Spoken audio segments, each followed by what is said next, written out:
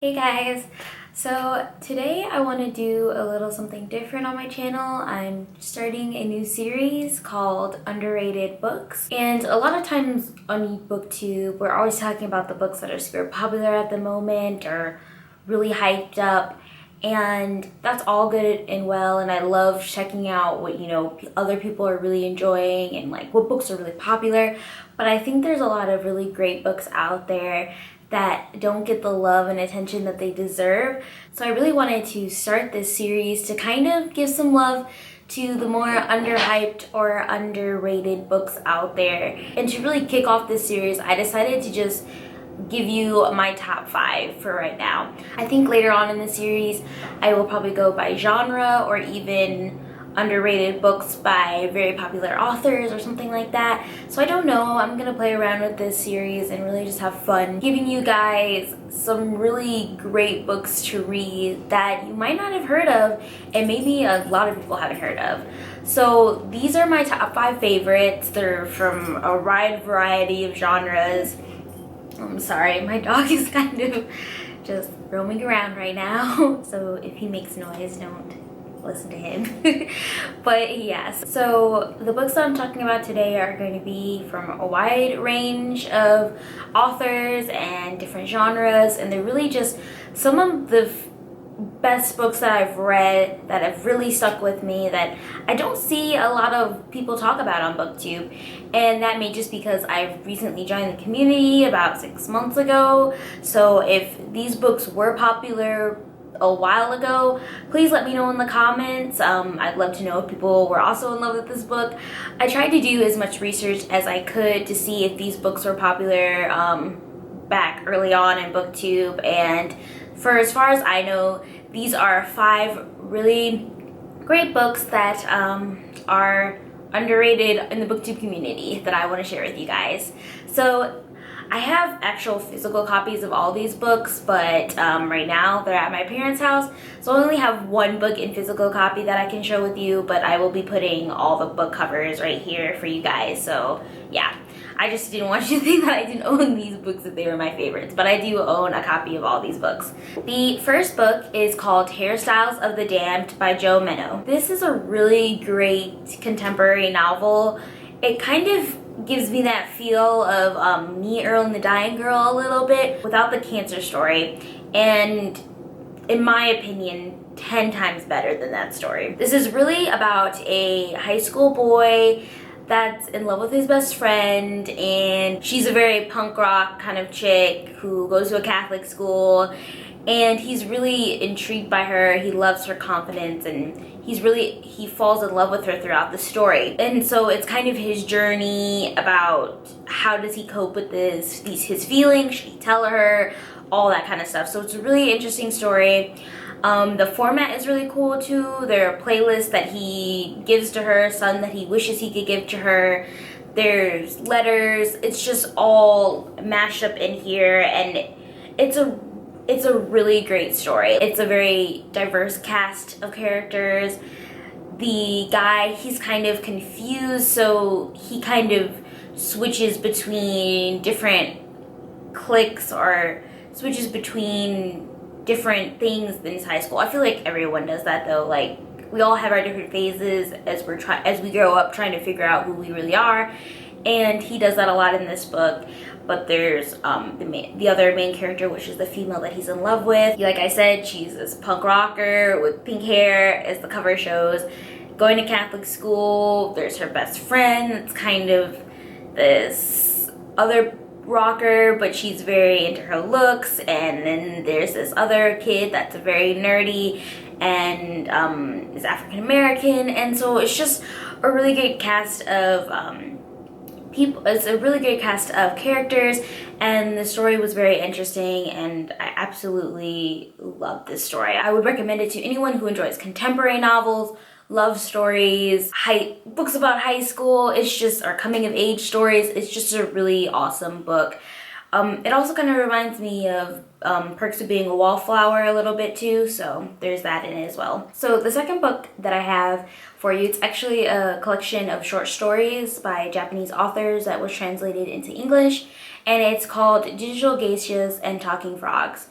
And I know the title sounds really weird, but there's a lot of great stories in this book that include some of them with digital geishas, and there is a talking frog in one of the stories. But I'm not sure who edited this collection. I will put her name, I think it's a girl. I'll put her name at the bottom of the screen once I figure that out. But it's a really great collection of short stories, and I particularly love Japanese writers. Sorry, my dog is chewing on a bone, so you may hear him chewing and gnawing, so sorry about that. But back to what I was saying. So I really do enjoy Japanese authors because I think they bring a weird aspect to their stories, but they're also they're beautiful. Like the way they're written, the topics of the stories, I just find them very interesting. So I absolutely adore this collection of short stories. It's something I always come back to when I'm looking for something interesting to read. And they're just beautiful. So if you ever are trying to get into more international authors, or if you enjoy Japanese culture or anything like that, I really would highly recommend these short stories. They're just awesome, weird, quirky, but they have like really great, interesting messages to them as well. So I really enjoyed them, and it's definitely one of my favorite books of all time. So the third book I want to talk about is called Transmission by Haruhi Kanzuru. And again, another Japanese author. If you don't get it, I really like them. This book is really, really interesting. I guess I could say it's like an adult contemporary novel, but it talks a lot about the digital age and the consequences of hacking, I guess, in a way. It follows a young guy that joins this very high-tech computer company and then ends up hacking the system. The character is Indian, and he's obsessed with Bollywood and the specific actress, and he uses the hack with her. It's got like her picture on it or something. When your computer breaks down, her picture shows up. So like this thing goes viral, and it's kind of like the consequences of what happens. It follows him, it follows a few other people that get involved with this issue, and it also follows the actress who's facing her picture being shown in this negative way. So it's a really interesting story. I also really enjoy it that it does follow multiple characters, because that's also something that I really like in stories. It's just fun, really funny, there's a lot of humor, and it just really makes an interesting commentary on technology and how we use it and what effects it has on our lives. So yeah, if you're looking for a book like that, or if you're just looking for something a little more humorous, I would really recommend this book. I don't think I've ever heard anyone talk about it, and I would really like more people to read it so we could talk about it. I actually read this book for school, so it was mandatory reading in my college, and I'm so glad I discovered this book, or my teacher made us read it, and I just helped us discover this book, because it's really such an interesting book and I absolutely love it. So now we're kind of switching gears, and I'm going to talk about a few fantasy books, because that's also one of my favorite genres. And this one's a little older, so I'm sure it might have been popular a long time ago, but this book is called The Belgrad by David Eddings, and this book is kind of like a mix between Game of Thrones and Lord of the Rings. It's a really cool epic fantasy about a boy and got family members that are wizards, and it's a really interesting story. It follows a lot of different characters, and there's, a prophecy that he has to fulfill, and I just absolutely love it. It has a lot of common themes, and a lot of the characters are very interesting and intriguing, and I find it that it's a lot like Game of Thrones, where it probably has a more happier endings to a lot of the characters than Game of Thrones does. There's not so much death, I guess, in this story, but I would recommend it for someone that's looking for a lighter version of Game of Thrones, or something a little more lighthearted.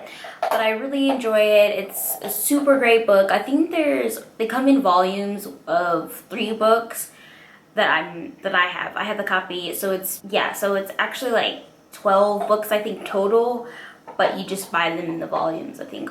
And then so it's they're a lot easier to read when they're grouped together because they're pretty short books separate, but the volumes are pretty good size. They're just really fun fantasy, and I've read these books about 5 times and I just absolutely love them. Another fantasy book, high fantasy book that I really like that's more kind of on the adult side is 100,000 Kingdoms by N.K. Jemisin. And her books have been getting a little more hype on BookTube lately, and I believe this is her first trilogy that she's wrote, and I just wanted to give it some love because I absolutely adore these books. There's enough amount of weirdness, gods, fantasy, love triangles, and it's a great mix, and I think it's a really great fantasy story because I find it hard to find a lot of African American fantasy writers, and to find one that is so good at the trade is really rare. So I just absolutely love her. That's the only trilogy I've read of her so far, but I am planning to read all of the other books she's written so far. And I know her recent book has gotten a little hype on BookTube. It's called Fifth Season, I believe, and I really am excited to get to that one. But I just wanted to show her some love. I think the 100,000 Kingdoms book is really great. It is a little intense at times, and it starts kind of in the middle of the story, a little, I guess, and it's kind of, you gotta have to work through it to understand what's going on, but I think it's definitely worth it.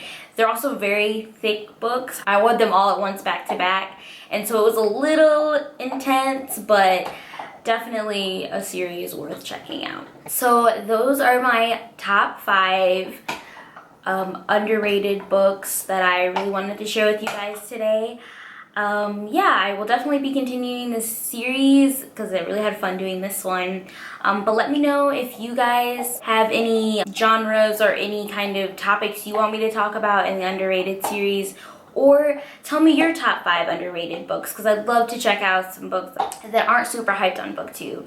So thank you guys for watching, and I will see you guys next week. Bye. 5 or 6 short stories in, and so far I really enjoy it. Each story is a little bit weird in its own way, which I really like. I love kind of weird, interesting stories. And they're all very written very well.